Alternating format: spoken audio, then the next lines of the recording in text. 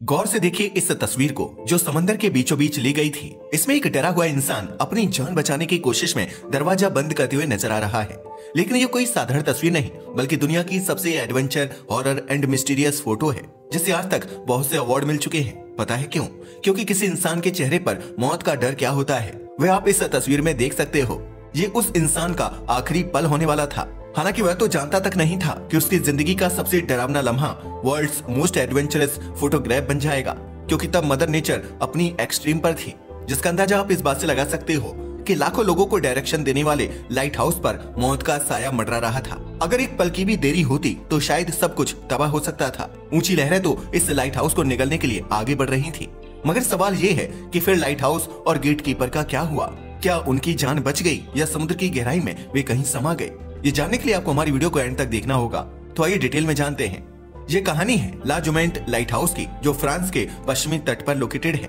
वैसे तो ये आज तक न जाने कितने तूफानों को झेल चुका है, लेकिन उस दिन का मंजर दिल दहला देने वाला था, जिसकी गवाही आज भी ये तस्वीर देती नजर आती है। ये हादसा कब और क्यों हुआ, उसे जानने से पहले बात करते हैं एक जॉब की। क्या जॉब? जी हाँ, आपने सही सुना, मगर फैसला सोच समझकर करना। अगर कोई आपसे किसी जगह की निगरानी रखने के लिए $1.2 मिलियन एनुअल सैलरी देने की बात करे, तो क्या आप उस जॉब को करने से मना करेंगे? यह सवाल सुनकर आप भी सोच रहे होंगे कि दुनिया में शायद ही कोई ऐसा इंसान होगा जो इतनी अच्छी सैलरी वाली जॉब को मना करेगा। लेकिन इस जॉब को एक्सेप्ट करने से पहले अलर्ट हो जाइए, क्योंकि अगर इतनी अच्छी सैलरी दी जा रही है तो हो सकता है कि यहाँ आपकी जान को खतरा हो। मगर सवाल ये है कि आखिर वो कौन सी ऐसी जगह है जिसकी देखरेख के लिए इतने पैसे दिए जा रहे हैं? क्या ये सच है या कोई स्कैम? और आखिर कौन सा गहरा राज छुपा है इस जॉब के पीछे? चलिए जानते हैं। दरअसल अटलांटिक ओशन के गहरे पानी के बीच एक ऐसी जगह है जिसकी सुपरविजन के लिए $1.2 मिलियन एनुअल सैलरी ऑफर की जाती है। यह पैसा कितना ज्यादा होता है इसका अंदाजा आप इस बात से लगा सकते हो कि अगर इसे इंडियन करेंसी में देखें तो यह अमाउंट लगभग 9 करोड़ रुपए के आसपास होती है। लेकिन हैरानी की बात यह है कि इतनी ज्यादा अमाउंट मिलने के बावजूद 1991 से लेकर आज 2025 तक यहाँ पर कोई भी काम करने के लिए तैयार नहीं है। हालांकि इस जगह पर केवल एक ही वैकेंसी है और वो भी खाली पड़ी है। मगर ये खाली क्यों है, इसका जवाब सुनकर आपके होश उड़ जाएंगे। दरअसल हम अटलांटिक ओशन में जिस जगह की बात कर रहे हैं वह कोई और नहीं बल्कि एक लाइट हाउस है, जो फ्रांस के सेंटिनल सिटी से लगभग 37 किलोमीटर की दूरी पर लोकेटेड है। तो आखिर ऐसा क्यों है कि कोई भी इंसान इस लाइट हाउस पर काम करने की जॉब करना नहीं चाहता? मगर ये समझने के लिए आपको पहले ये जानना होगा कि आखिर लाइट हाउस क्या होता है और इसे क्यों बनाया जाता है। लाइट हाउस की बात की जाए तो इसे समुद्री जहाजों को सही रास्ता दिखाने के लिए बनाया जाता था।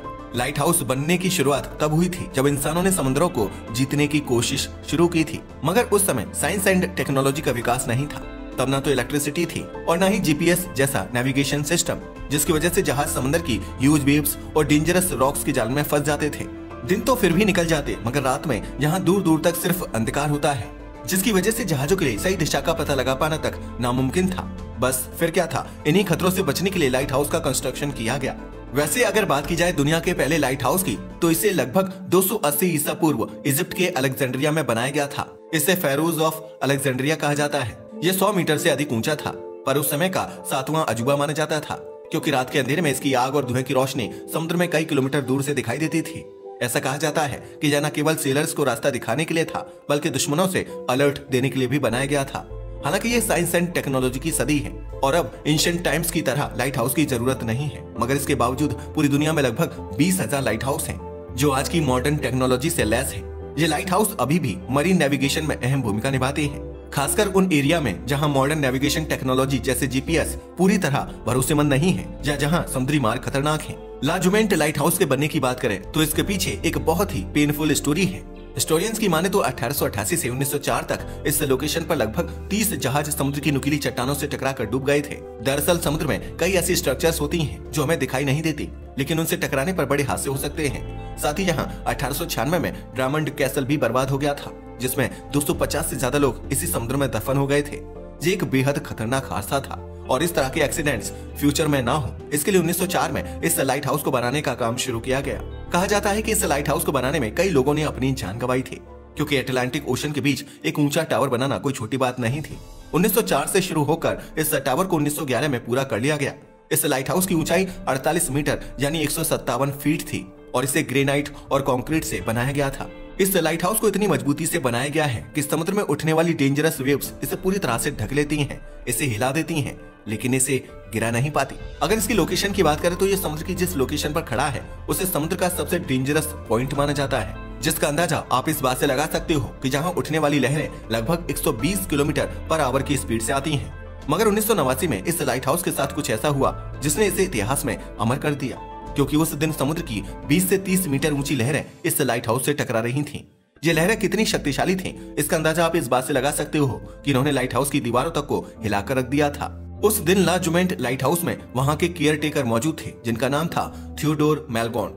नॉर्मल डेज की तरह उस दिन भी मैलगॉन इस लाइट हाउस की सुपरविजन कर रहे थे, मगर उस दिन स्टॉर्म की आवाज इतनी तेज थी कि उनके रोंगटे खड़े हो गए, जिसका अंदाजा आप इस बात से लगा सकते हो कि थियोडोर मैलगॉन ने मन ही मन सोचा कि अगर वे आज जिंदा बच गए तो फ्यूचर में कभी इस लाइट हाउस की ओर आंख उठाकर भी नहीं देखेंगे। उन्हें लग रहा था कि वे बच नहीं पाएंगे, मगर तभी उन्हें हेलीकॉप्टर की आवाज आई। मगर अफसोस, ये उन्हें बचाने नहीं बल्कि दुनिया में मशहूर करने आया था। दरअसल तूफान के बीच जब थियोडोर मैलगॉन ने खिड़की से बाहर देखा तो उन्हें एक हेलीकॉप्टर नजर आया।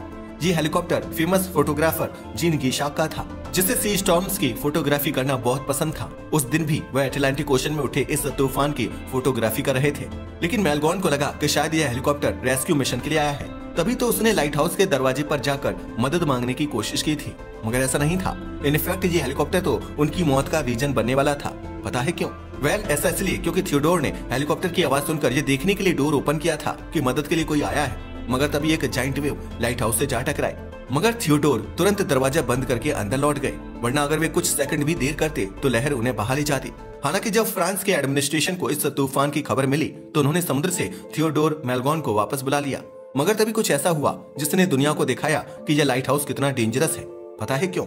ऐसा इसलिए क्योंकि जीन गीशाक ने उस वक्त जो पिक्चर ली थी वो पिक्चर वायरल हो गई, लेकिन इस वायरल पिक्चर के साथ कुछ ऐसे सवाल खड़े हुए जिनका जवाब आज तक लोगों को नहीं मिला। हालांकि एक बड़ा सवाल ये भी है कि इतनी खतरनाक समुद्री लोकेशन पर आखिर फ्रांस ने ये लाइट हाउस बनाया ही क्यों? ला जुमेंट लाइट हाउस के बारे में कहा जाता है कि अगर कोई यहाँ पर गार्ड की नौकरी करेगा तो उसे $1.2 मिलियन दिए जाएंगे। तो आखिर इस बात में कितनी सच्चाई है, चलिए ये भी जान लेते हैं। दरअसल यह $1.2 मिलियन सैलरी वाली बात बिल्कुल झूठी है, क्योंकि 1989 में जब इस लाइट हाउस में खतरनाक हादसा हुआ था उसके बाद इस लाइट हाउस को सैटेलाइट से कनेक्ट करके पूरी तरह ऑटोमेटिक बना दिया गया था। अब यहाँ पर किसी गार्ड की जरूरत ही नहीं है। हालांकि आज भी कुछ लाइट हाउस ऐसे हैं जहाँ पर वर्कर्स काम करते हैं। ये नौकरी एक्सट्रीमली डेंजरस एंड चैलेंजिंग होती है।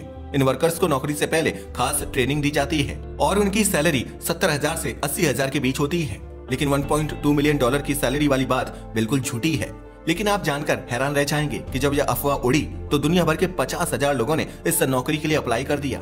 दरअसल यह एक तरह का स्कैम था जिसमें लोगों को फंसाया गया। इस स्कैम का शिकार वे लोग हुए जिन्होंने फेक वेबसाइट के जरिए फॉर्म सबमिट किए थे। आपको इस तरह के स्कैम से बचना चाहिए, क्योंकि कोई भी नौकरी इतनी ज्यादा सैलरी ऑफर कर ही नहीं सकती। वैसे आपका इसके बारे में क्या ख्याल है, हमें अपनी राय कमेंट करके बताइएगा। साथ ही अगर आपको हमारी वीडियो पसंद आई हो तो इसे लाइक करें और हमारे चैनल को सब्सक्राइब करना ना भूलें। धन्यवाद।